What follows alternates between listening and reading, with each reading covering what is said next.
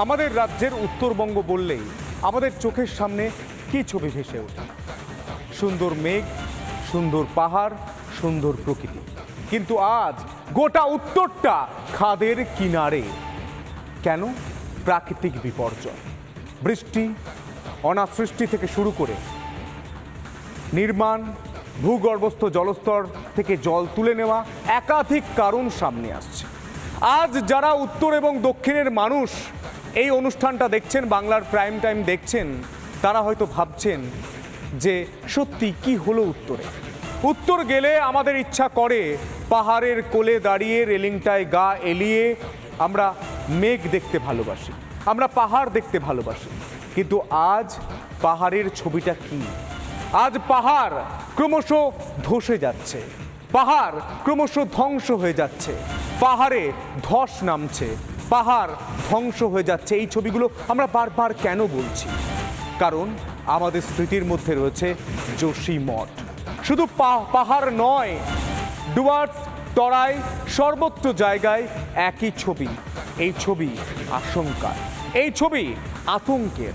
আমাদের এই গ্রীষ্মের ছুটি বলুন বা কোনো ছুটি বলুন, এই শহরাঞ্চল থেকে একটা ট্রেন ধরে টুক করে উত্তরবঙ্গ যাওয়া, সেই উত্তরবঙ্গ থেকে ঘুরে আসা, তা শুধু নয়, আমাদের রাজ্যের একটা বড় অংশ উত্তরবঙ্গ।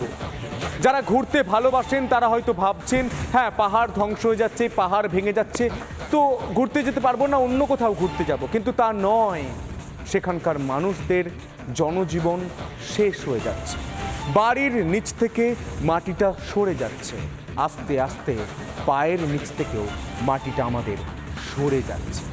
আজ তা নিয়ে বাংলার প্রাইম টাইমে আমরা আলোচনা করব। আমি সন্তু রয়েছি আর আমার সঙ্গে রয়েছে বিশাখা।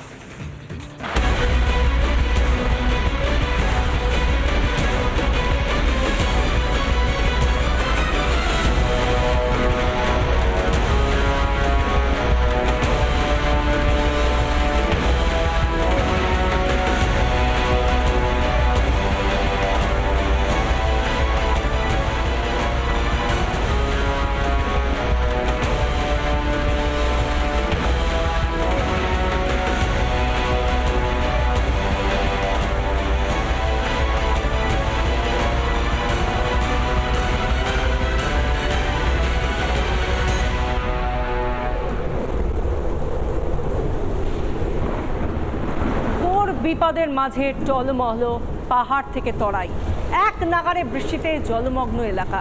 প্রবল বৃষ্টির জেরে যে কোনো মুহূর্তে ধসে যেতে পারে আলিপুরদুয়ারের কালচিনির মালিবাড়ি এলাকার বিস্তীর্ণ অংশ। জলের স্রোতে রাস্তাঘাট ধসে গেছে, ইতিমধ্যেই অনেকটাই চলে গেছে নদীগর্ভে। শুধুমাত্র তরাই নয়, পাহাড়েও একই অবস্থা। বিস্তীর্ণ এলাকায় জনবসতি বিপর্যস্ত, বাড়ির ভেতর হুহু করে জল ঢুকছে। আর এখানেই শেষ নয়, জলের স্রোতে সরে গেছে বাড়ির তলার মাটিও, যার ফলে যে কোনো সময় এই বাড়িগুলো ধসে পড়তে পারে। এমনকি বেশ কয়েকটি বাড়ি হেলে পড়েছে পেছনের দিকে থাকা আরও কয়েকটি বাড়ির দিকে। এক এক করে ঘর খালি করতে শুরু করছেন সেখানকার বাসিন্দারা। প্রশাসনের তরফে কোনো সাহায্য পাওয়া যাচ্ছে না, এমন অভিযোগও করছেন ক্ষতিগ্রস্ত এলাকার মানুষেরা। এ রাজ্যের পাহাড় থেকে তরাইয়ে উত্তরাখণ্ডের যোশী মঠের ধসের ছায়া নেমে আসছে কি? কেন বলছি এ কথা? শুধুই কি বৃষ্টির জন্য আজকে আমরা যা দেখছি, প্রাকৃতিক দুর্যোগের জন্যই কি এই ধস, এই বিপর্যয়, এই ভয়ঙ্কর পরিস্থিতি, যার জেরে একজনের প্রাণও গিয়েছে আজ? নাকি নিয়মকে বুড়ো আঙুল দেখিয়ে প্রকৃতির বুক চিরে যে কংক্রিটের জঙ্গল গড়ে তোলা হচ্ছে, প্রত্যেক বছর আমরা সেই জঙ্গল একটু একটু করে বাড়তে দেখছি, সেই কংক্রিটের জঙ্গল গড়ে তোলাই কি এই বিপর্যয়ের অন্যতম একটা কারণ?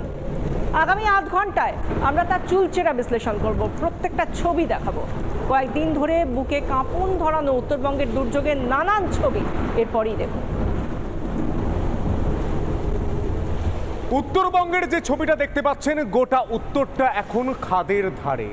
শুধুমাত্র উত্তরের পাহাড় নয়, তরাই, ডুয়ার্স, সব কিছু এখন খাদের ধারে। খাদের ধারে লক্ষ লক্ষ মানুষের জীবন, খাদের ধারে আমাদের প্রিয় পর্যটন, খাদের ধারে মানুষের ভবিষ্যৎ। আজ যারা দেখতে পাচ্ছেন, আজ যারা এই অনুষ্ঠান দেখছেন, তারা শুধুমাত্র ভাববেন না যে একটা পর্যটনের জায়গা শেষ হয়ে যাচ্ছে। তারা ভাবুন শেষ হয়ে যেতে পারে, এই করাল বিপর্যয়ে শেষ হয়ে যেতে পারে গোটা উত্তরবঙ্গটা। একের পর এক ছবি যদি আপনাদের দেখায়, সেই ছবি, প্রথম ছবি দার্জিলিংয়ের ছবি দেখুন। দার্জিলিংয়ের যে ছবি দেখতে পাচ্ছেন, একদম ধসে বিপন্ন হয়ে গিয়েছে একের পর এক রাস্তা। 10 নম্বর জাতীয় সড়ক থেকে শুরু করে বিভিন্ন গুরুত্বপূর্ণ রাস্তা ধ্বংস হয়ে যাচ্ছে, এবং এই যে ধস নেমেছে সেই ধসে যোগাযোগ ব্যবস্থা পুরোটা বিচ্ছিন্ন। একবার ভেবে দেখুন, 2 দিন বা 3 দিনের জন্য যদি আমার বাড়ির সঙ্গে যোগাযোগ ব্যবস্থা নষ্ট হয়ে যায়, আপনার বাড়ির সঙ্গে যোগাযোগ ব্যবস্থা নষ্ট হয়ে যায়, আমাদের জনজীবন কিভাবে ব্যাহত হয়, আমাদের খাবার থেকে শুরু করে সব কিছু ব্যাহত হয়ে যায়। উত্তরবঙ্গে লাগাতার বৃষ্টিটা কবে থেকে শুরু হয়েছিল একটু যদি ভেবে দেখেন, বৃষ্টি শুরু হয়েছিল যখন দক্ষিণবঙ্গ তাপে পুড়ছে, প্রবল দাবদাহে পুড়ছে, তখন থেকে বৃষ্টি শুরু হয়েছে উত্তরে। আবহাওয়াবিদরা বলছেন যে বৃষ্টি হয়েছে স্বাভাবিকের থেকে 300 গুণ বেশি বৃষ্টি হচ্ছে। সেই বৃষ্টির কারণে তিস্তা নদীতে জল ছাপিয়ে যায়। তিস্তা নদীর জলে একের পর এক জায়গা ভাসিয়ে নিয়ে যায়। তিস্তা নদী ক্রমশ প্রবল বেগে বইতে থাকে। সেই কারণে বাড়ির মধ্যে জল ঢুকে যায়, সেই কারণে রাস্তা ভাঙতে থাকে, সেই কারণে যোগাযোগ ব্যবস্থার জন্য যে ছোট বড় বিভিন্ন ব্রিজ, সেই ব্রিজ ভাঙতে থাকে। সেই ব্রিজ শুধু নয়, এমনকি বেইলি ব্রিজগুলো পর্যন্ত ভেঙে যেতে থাকে। সেই ছবিও আমরা দেখতে পাই। এর পাশাপাশি সেবক রোডের ছবিটা দেখুন। সেই রাস্তা মনে হচ্ছে রাস্তা নয়, পুরোটা পাহাড়ের মাঝখান দিয়ে আমরা যাচ্ছি, পাহাড় দিয়ে উঠছি। বড় বড় পাথরের চাঁই পড়ে রয়েছে। রাস্তার যে পিচের আস্তরণ সেটা ভেঙে গুঁড়িয়ে গিয়েছে। রাস্তার পিচের আস্তরণ আর নেই।